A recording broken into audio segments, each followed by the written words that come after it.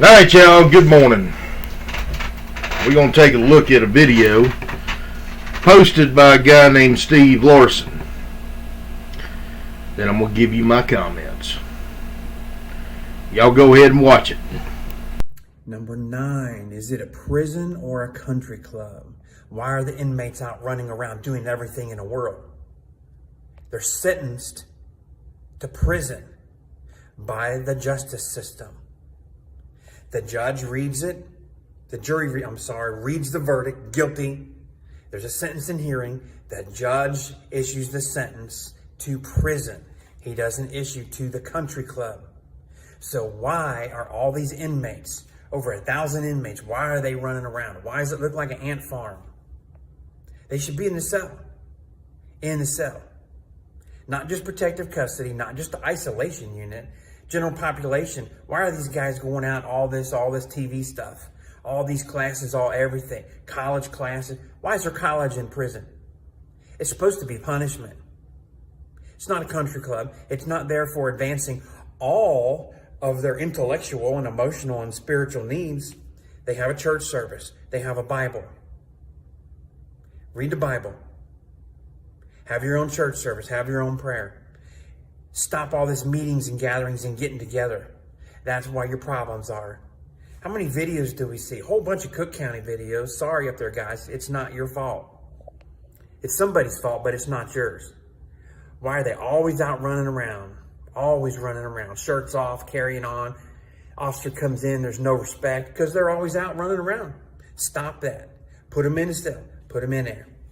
They come out, they go through the showers. You do it systematically. A few at a time. Things need to be systematic, not open. Alright. He's got a point. I'm going to give him, he's got a point. I disagree with him. I'm going to tell you why.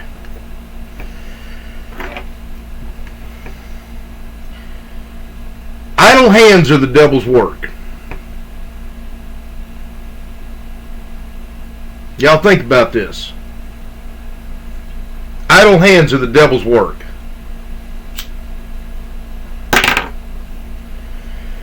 In 2018, I was working down for the Florida Department of Corrections, New River CI. And we got tablets. They showed us how to deal with the tablets, how to charge them. And we're all like, man, this is going to cause fights. This is going to be a problem. Well, I changed my attitude on tablets because they're a great babysitter. It makes my job easier as a correctional officer. Inmates sitting in a cell, and I've worked CM wings, I've worked confinement, administrative and disciplinary. Any of y'all that's worked confinement, I'm sure y'all will agree with me. Inmates like to bug the shit out of you. Let's be honest, they do. Hey Sarge, you get some toilet paper? Hey Sarge, let me get a book. Usually they're not allowed to have anything other than what they bring in there unless they put in a request. But if the inmate is not a problem, I've got no problem passing him a book from across the hall as long as there's no contraband in it. Why? Keeps them occupied. They're doing something. They're not bothering me. They're not causing a disturbance. The other side of this is he wants them all locked down. He don't want them congregating. Okay, when they're congregating, he's kind of got a point. They can be plotting stuff. I'll give them that all day. They can. Because an inmate is locked up doesn't mean he gives up all of his rights. Now, we strongly curtail most of his rights They still have the right to the freedom of speech. They want to have a big prayer group. They got the right to practice their religion, whatever religion it could be. Whether it be to Jesus, to Odin, to Allah, to the trash can. I don't care. They have the right. They want to pray to the holy trash can. Go right ahead. You know, they can congregate around whatever.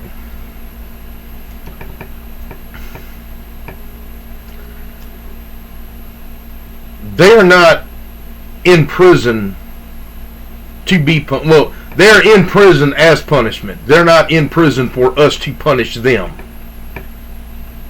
That is not what corrections is about. Now, I'm not a hug-a-thug. If y'all have seen my videos, I'm certainly not a hug-a-thug. Personally, I give a damn about a convict. But, and I'll call a convict, by the way. They're not clients. They're not residents. They're convicts. They're convicted felons. That's what I deal with, is convicted felons. Which is what convict means.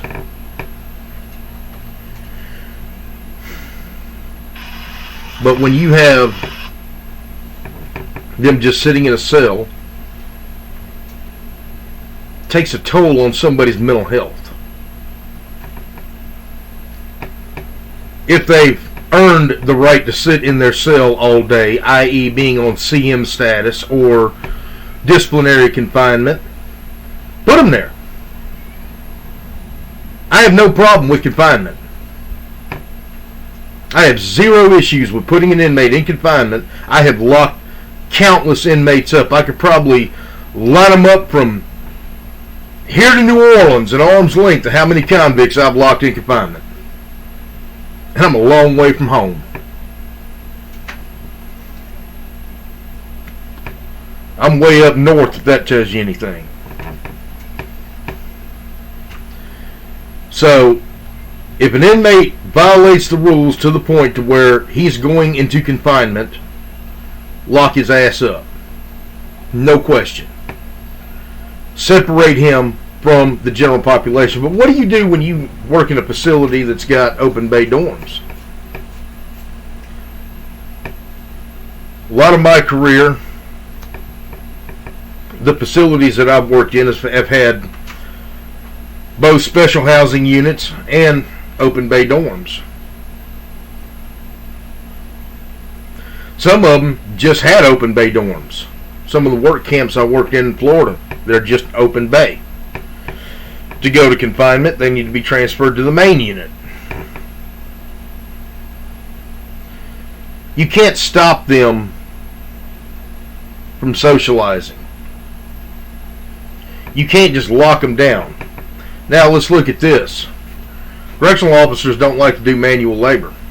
It's a fact. Hey, inmate, go sweep that floor for me. How many times y'all said that? I've done it countless times. Hey, inmate, go clean that mess up over there. Hey, inmate, you bloodborne certified? I need you to get the piss and shit off this cell wall for me. Food service. Y'all want to cook?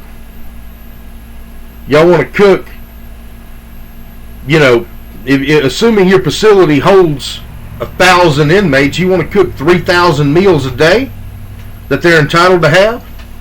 No. Let the inmate kitchen workers do it. You want to cut the grass on the facility? No. You have inside and outside grounds inmates for that. You want to work on the cars? No. You got inmates working in the motor pool. You got outside work squads too. Outside work squads brings revenue to the Department of Corrections. The Department of Corrections, let's face it, corrections is a money pit. If you put $1 million into it, you're lucky to get a fraction of that back out of it. It's a money pit. We're not police officers. We're not writing tickets.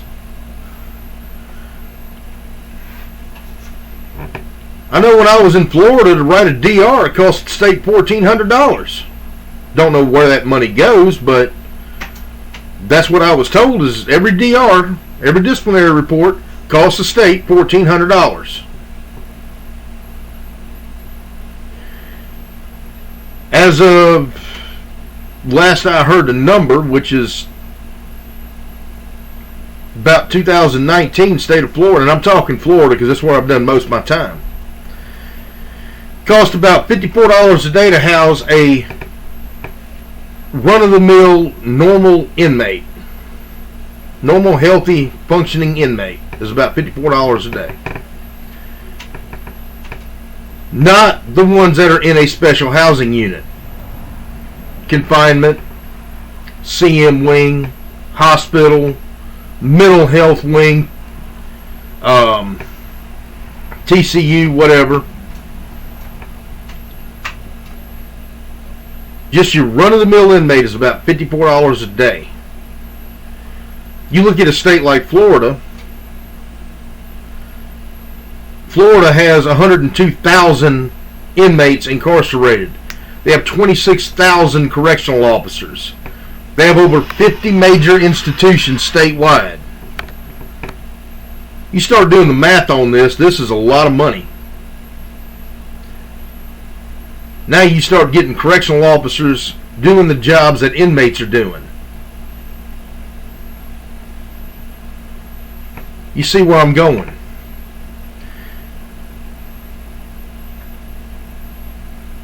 No convict is a good behavior convict. They all doing something they ain't supposed to do. They did something they're not supposed to do. That's why they're incarcerated.